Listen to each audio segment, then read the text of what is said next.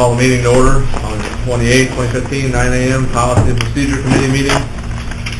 Clerk, or Amanda, please call the roll. Raymond. Present. Bill. Present. Sure. Here. Schultz. Yes. Barron. Here. Anderson. Present. Or Kevin and Troy are absent. Public comments. None. Committee chair reports. Bill. Oh, highway, pretty much the same claim type action, and we got a couple pipes that we took petitions on last month for township work, that we'll get some quotes in on those pipes for the townships. That's about it. Dan? We got a pretty full agenda this month. There's a discussion on a variance request from Edmund to Hanson for a setback on a township road. There's going to be a discussion on enforcement of ordinances, and hopefully we'll get somewhere this month on Regional Planning Commission and subdivision ordinance revision. Also, there's going to be discussion on revisions to the nuisance ordinance and the kennel ordinance. And that's it. We're wrapping up a lot of stuff, I guess. Gonna discuss. Parking lot will be done, the roofs are done, the boiler should be done. So then we're gonna talk about snow removal and changes in that, and do the farm contract. Everything done. Dale? Well, tax will take the normal reports and talk about perennial dogs and initiate discussion on the levy. John?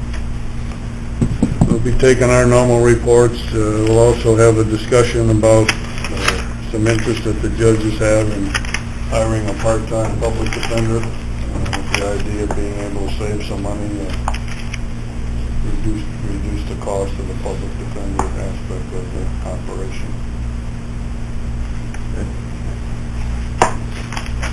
Finance goes, Kevin's not here, but the budget. I don't know if there's anything else on there, but there's going to be budget discussions, health and IT, and there's Kevin. He can tell you about finance. You're up, Kevin. I'm up. How's that for time? Well, I guess we got a balanced budget. Hopefully next week we can get everything lined up. All the rest of the stuff, and I'm going to put it up for public view otherwise. Okay. Ed's the report. Well, the good news is that Governor Rauner has requested SBA assistance for Iroquois County Small Business Administration. What that also means is we're not going to get individual assistance, which is grants for families and homes. The numbers just weren't there for the preliminary damage assessment team that came into town. Mayor Harwood and I walked around, showed them all the damage, and numbers just weren't there. So, but we're hoping to get low interest loans. That's not a for sure thing yet. SBA still has to agree. But if so, I'm working on getting the logistics lined up for that, if that happens. In other news, we're not going to get public assistance either. The state needs to meet $18.1 million of damage for that. And while I'm sure Iroquois County put forth our proportion for that, with just the damage in the city of Watsego alone, but also other places in the county reported, the state didn't come up with 18.1 million, they came up with just over 15. So we're not getting any free money, and we might get some low interest loans. That's where we're at. That's where we're at with the disaster. The long-term recovery committee has still been working, and by no means do I speak to that committee, but that's active and looking to help families that need the help. Besides that, the LAPC, we're going to have a tabletop exercise on September 3rd, small scale. We'll discuss ad management, what we would do. Those are the basics, what I've been up to. Any questions? I'm sure there might be some. Anybody have any questions for Eric? No questions. Breeze right past chairman's comment. Appointment, the one that sticks out in my head, we will have our new appointed county board member put him on a couple committees. Essentially, he'll miss this month. He can come to all of them, but he'll be appointed to the committees on the full board, so. Public comment parameters. John, you want to summarize what we left off last county board meeting? I think everybody has received a copy of the, I can find it here.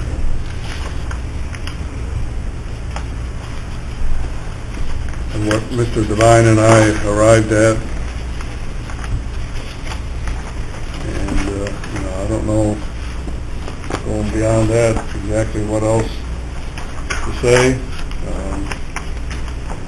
I think it's kind of self-explanatory. If anybody has any questions about it, I may be able to answer them. I guess we did have at the last board meeting a couple of people who felt that they had some questions about it, but I mean, by and large, what we've got here is something that we should have. I don't really know what else to say about it. I mean, I can make comments about, those who feel we shouldn't, but, for example, we're going to spend money to stripe our parking lot out here. Why do we want to do that? Just let people park wherever they want. It's a need for organization. It's a need for having some parameters to have things done in an orderly manner. So I feel like that what we got here, and Mr. Devine agrees, that what we have here is a good thing to do and a way to go about it. So I think that one line that we have in there somewhere, which I haven't looked at recently, with the chairman of the board at the board meeting, having some control, that's the whole trick. right, and that's in there. So we can dump into his lap then, or her lap, or whatever at the time. There's flexibility if a situation arises where someone should have the right or opportunity to speak longer, that's there. But we don't need to listen to the same topic from 20 different people for 2 hours. Right. And it isn't something that comes up at every meeting, but it does come up from time to time. And again, I think, to me, it's something that benefits someone that wants to make a public comment and that they have an idea of what the framework is in which they can best present their comments and ideas for the board to consider. I think that's one thing that needs to be taken into account also. Anyone else have any comments on it? I see both sides of this one. See what the committee thinks there.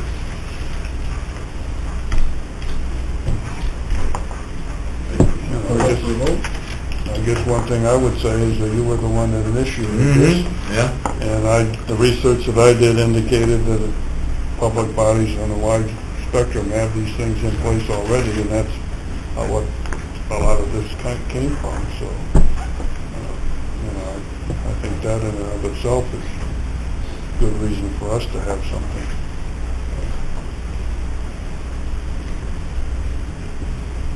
It ensures everybody gets a chance to speak. Right. And if you look at, like I said about the park line, but you can look at other areas, like the newspapers. Mr. Brumlevy over there with his newspaper will tell you that if you submitted a 40-page letter to the editor, he's not going to print it. He's going to want you to condense it. He has parameters for his operation. And again, I think the same thing applies here.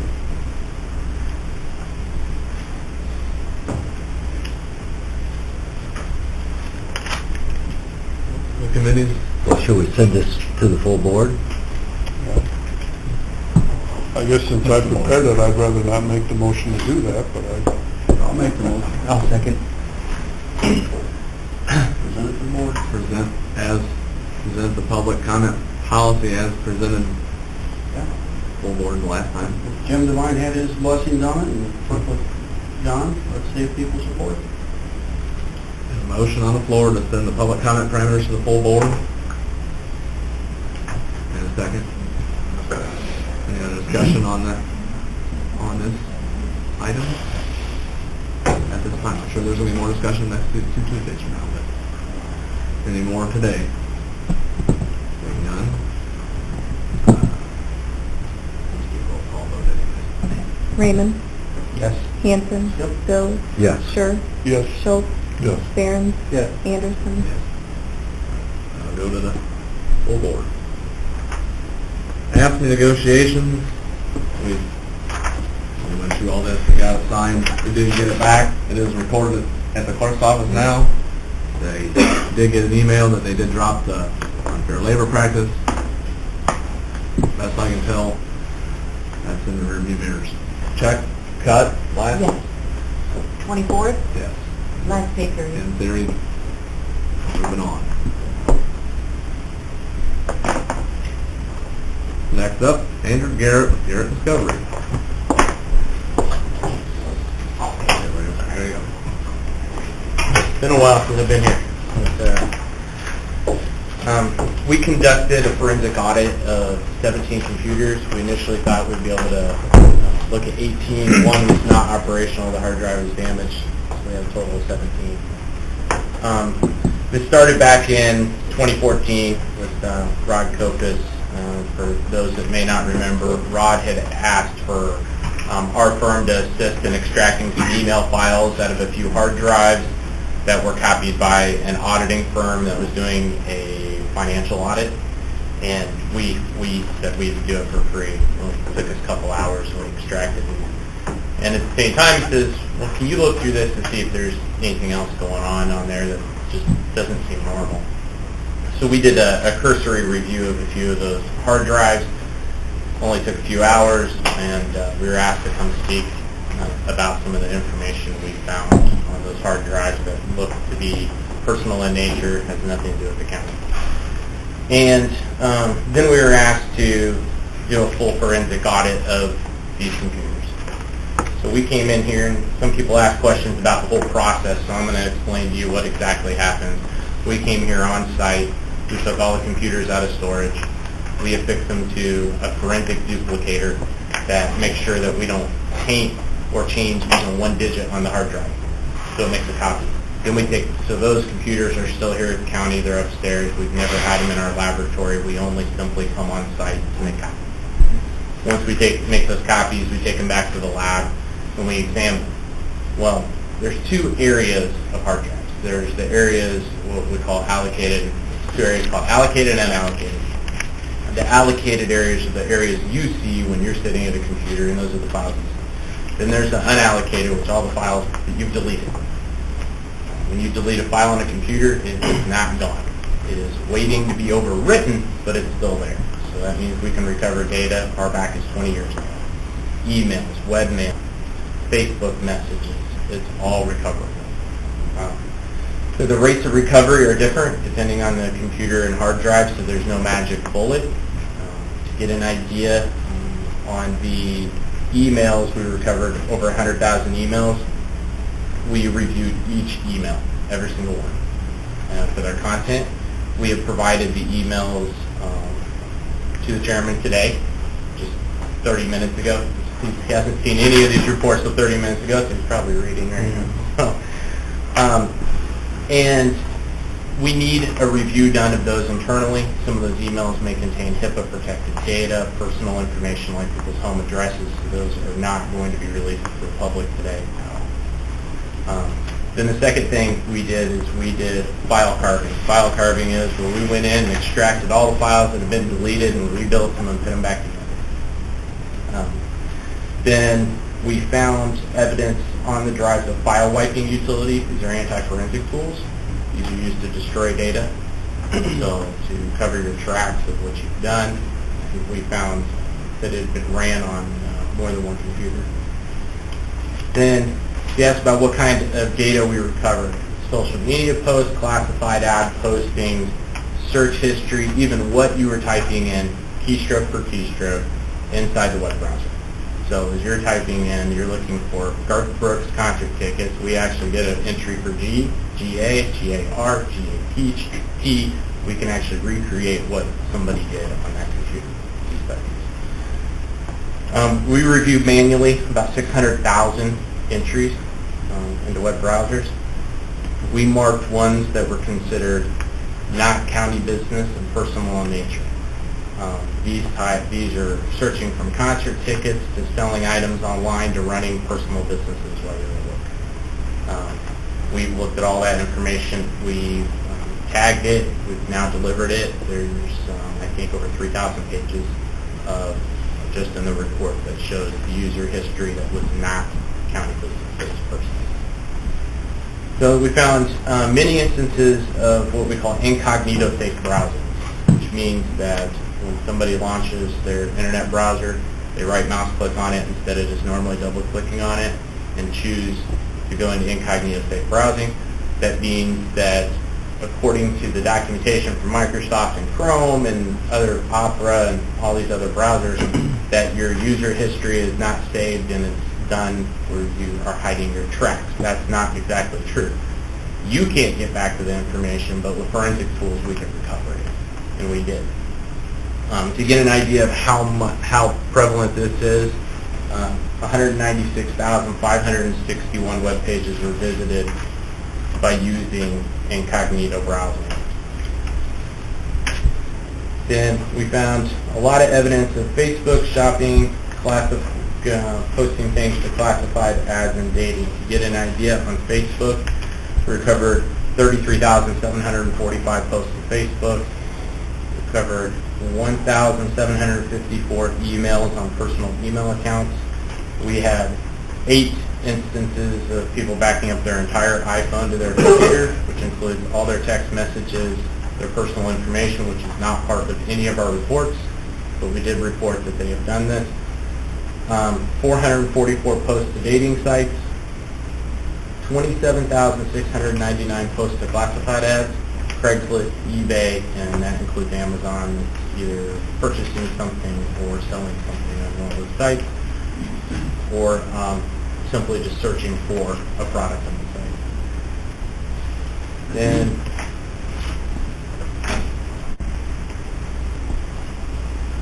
we found evidence of at least one employee running a personal business at work, selling products while at work, delivering those products while at work, shipping those products while at work, and profiting from that. And there's a substantial amount of that that's going on.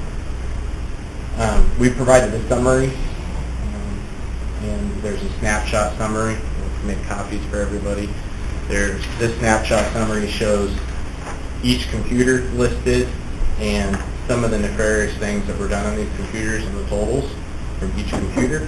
This is total for the entire computer. There may be more than one user on a computer, so please don't confuse this. There is a second report here that will show all the content of every computer that was recovered from each category. When I read categories, how many Google searches somebody did, how many Facebook posts, how many times they got on Google Maps, classified ad, how many torrents they downloaded online, social media URLs, how many videos they placed into the computer, pictures, browser activity, cloud services like Dropbox, Carbonite. That's all broken down for each computer.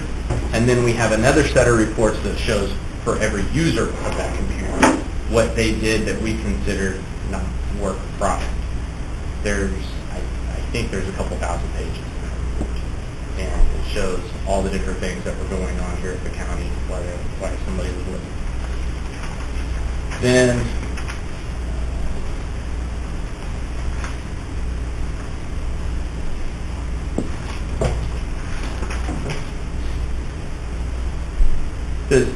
we've estimated, based on the amount of usage of these computers, that the county has had employees use computers for an estimated 2,700 hours per year for personal business. Social networking, dating sites, running a private businesses, and all the data to support that is attached. We base that on 30 seconds per website visited. It may be much higher. We suggest a strict internet usage policy, blocking of sites such as Facebook, dating sites, eBay, Craigslist, regardless of position within the county. We suggest each employee sign agreements that if inappropriate use is found during an audit, an employee is subject to termination. We also suggest routine audits of users' internet activity by use of auditing software. Auditing software is cheap nowadays. It's a great investment. It lets you know. The state of Illinois uses it on all their employees. Every month an employee signs for everything that comes out of that audit and says, I went to these websites for work business. And they have to justify it. Once the auditing software is installed, you can train local staff to be able to review those audit reports, or you can have a competent forensic examiner be able to review those audit reports and actually audit computers remotely without having to come on site. It can be done with little to no impact on the computer and no downtime. So that means there's a secure channel between all the computers. They're monitoring 24/7, and those reports come out on the opposite end. They're verified by somebody, and reports are produced. This can be done by any auditing firm, any IT auditing firm in the state of Illinois for a couple $100 a month. It's not expensive. It's a worthwhile investment. We base the 2,700 hours on a modest $30 an hour, including benefits. This problem currently costing the county about $81,000 a year. I will be available. I'm going to stick around for a little bit if somebody has questions. I cannot answer questions about the content of some of these. I think that's something the board's going to have to review and what they're going to do about what they find in the content of these various emails and web history, and it's something we won't be able to speak about until they're reviewed. Thank you. You said that there was evidence that they had tried to sweep the, were they successful at all, do you think? So to get an idea of how, like I said, there's two areas of computers, allocated and unallocated. Allocated is that unallocated is those areas that are not indexed. In other words, there's not a master file table that points to the file. The entry's been wiped out. Those tools not only wipe the entry, but they'll go in and wipe the data that the entry pointed to. Those entries are what displays to you when you're sitting at a computer and you see all your icons and all the files. That is displayed to you because those entries are in a master file table. When you delete a file, it simply just deletes the entry out. The data is still there. Mm-hmm. But it's now available to be overwritten. If you put a new file on your computer, it says, I have space over here, there's data in it, we'll just overwrite it and now have an entry in the computer. What these programs do is they not only delete the entry, that you select things you want to delete, they delete those entries. It also goes through and finds everything that doesn't have an entry in the master file table and destroys it. So right, go all zeros over. There is lots of the success of those tools is about 50%. So we were able to determine that not only was 50% of the data that had been previously deleted gone for good, so we can't recover it. The other 50% we were able to recover. And you can see in some of the reports, you'll understand why that some of that data was wiped out. Some of the history that's been in some of the web browsers. So they could effectively hide their criminal activity. Now, those tools are used by IT administrators very often, CCleaner, other tools. But within those tools, there's options to wipe data out. Those tools do have legitimate purposes. It depends on the situation. For instance, sometimes computers run really slow and they're bogged down in the system. IT administrators run those tools to get rid of stuff that's bogging the computer down. So there are legitimate reasons for doing this. Well, we believe in this case, given that the computers we found them on, you can see the history and probably, I would assume, why somebody would want to get rid of that. Yeah. You mentioned that some of these computers, there may have been more than one person using them. Is there any way of identifying those situations? In other words, if, let's say I had a computer and that, when I was away from my desk, someone came and used it for some purpose other than what it was supposed to be used for. Is there any way of identifying who that person would be? No, not if they're using your username and your password. If you've shared that out, which is considered a security violation in any respect. Sharing your username and password is probably very common around here, but based on the amount of activity we're seeing, you would have had to share your username and password for a very long extended period of time. Somebody would have had to sit at your computer for 100+ hours doing something. So we were able, in these reports, we actually tied it to users. So there's data we were able to tie to users, and then there's data that we cannot tie to a user, and that's in a separate report. So these totals that we have on here that say, in other words, this computer had 3,921 Google searches. We may be unable to tie 2,000 of those to users. The other 1,921 we cannot tie to users, so they are not part of our reports at all. We can't tie it to user, we won't put it in the report. So the users, the reports on here have usernames. So I don't know who the employee is, I just know their login ID, but their login ID is their last name and first initial, but I couldn't tell you who those people are. I don't know their first name either. That's something we get a review and make it one. Yes. So everybody's personal activity and their name is assigned at the top of that report. Or at least their last name. Last question. Why can't you tie username or user to the other 1,900? Don't they have to log in to?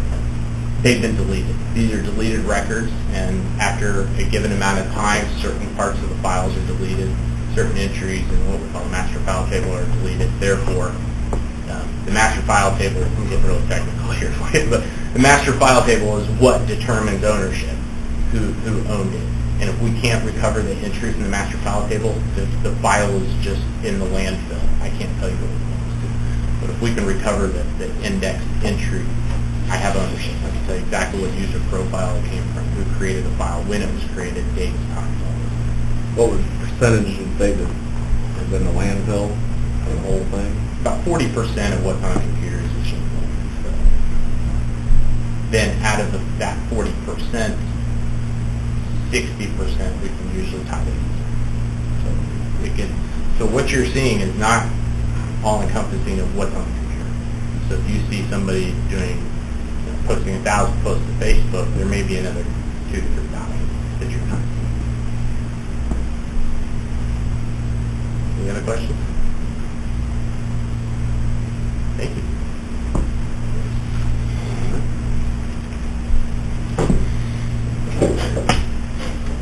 Correspondence.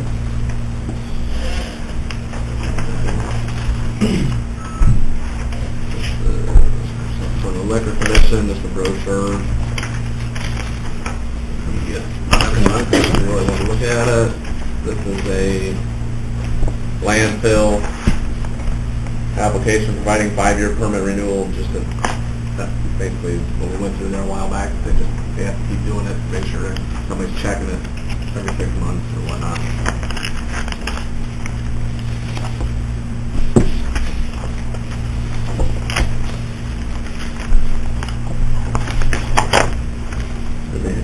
Yeah, I got that. Do you have claims for it?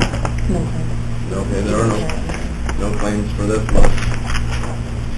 Any old business from the committee?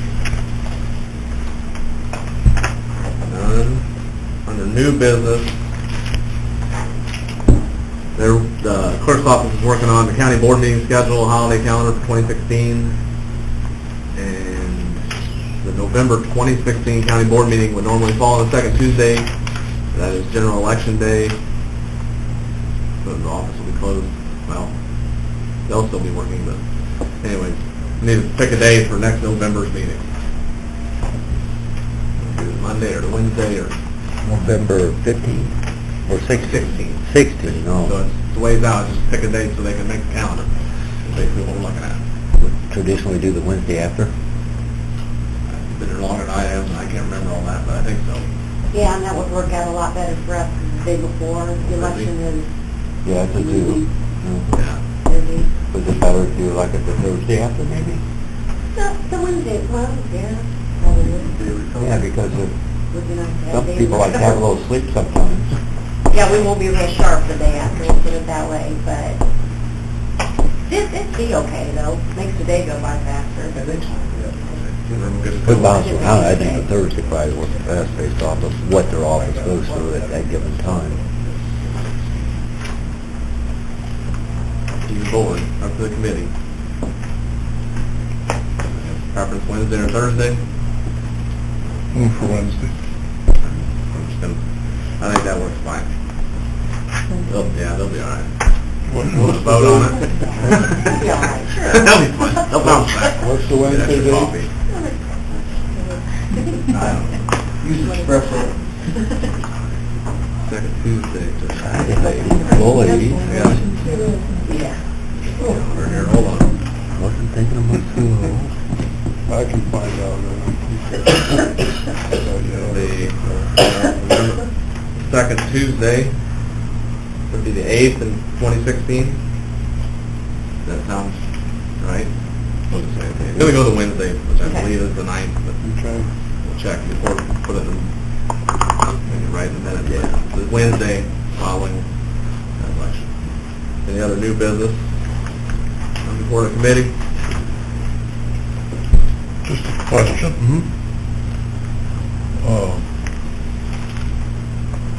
Just very simply, what's the process now on the information from Garrett Discovery? What's your plan of attack? Contact the state attorney. So we follow the proper protocol with it. This is for public release. Correct. The 100 or so emails that are... Emails are not, emails, Yeah. because they may contain HIPAA, protected data, stuff like that. We segregated those out, those are in different DVD reproduces. So the information will all go to Jim and then be Oh, yeah. disseminated back to you, and you'll decide what comes to us, or? This, we can make copies. Here's what this, but it's for... Public release. So, let me talk to Jim. Okay. I think it probably will take an hour to review the emails. There's only about 100 emails or so, but I think it's prudent to review them. I'm sure we can release them because I know for a fact there's people's home addresses, which would be a violation of employee law. And we have some HR concerns there, so I think they just need to be redacted. There's 100 there, the big ones. So, I'll get with Jim. Read the front page of the paper, and you can have a little more time on his hands, kind of like, make sure he's got these for it. Any other business for this committee? Not? Entertain the motion to adjourn. So move. John sure moves it. Second. And Raymond? All in favor of adjourning? Aye. Aye. Opposed? Motion carries. Meeting adjourned.